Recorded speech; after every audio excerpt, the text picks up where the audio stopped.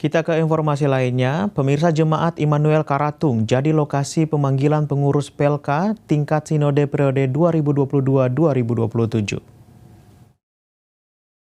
Setelah 5 tahun masa jabatan pengurus PLK tingkat Sinode Germita periode 2017-2022 usai, maka Komisi Kategorial Pemuda Sinode Germita menggelar pemilihan pengurus PLK tingkat Sinode yang digelar di Jemaat Germita Immanuel Karatung.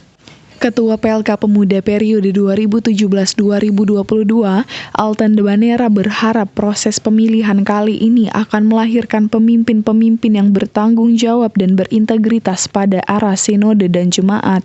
Harapan kami, saudara-saudara kami yang telah terpilih pada periode pelayanan 2022-2027 akan meneruskan tongkat pelayanan yang baik ini dengan senantiasa berpegang teguh pada pengharapan akan Tuhan, sehingga dengan kekuatan yang berasal dari Tuhan tentu akan memberikan kekuatan untuk saudara-saudara yang melanjutkan tugas tanggung jawab ini.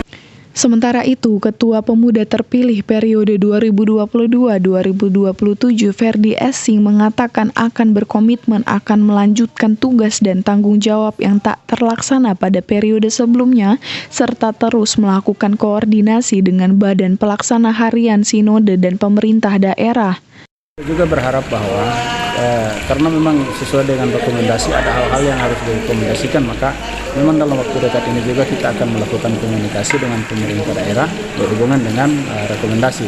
Sekaligus pemuda gereja, pemuda Germita ini akan menjadi kontrol untuk pemerintah dalam menjalankan tugas tanggung jawab mereka.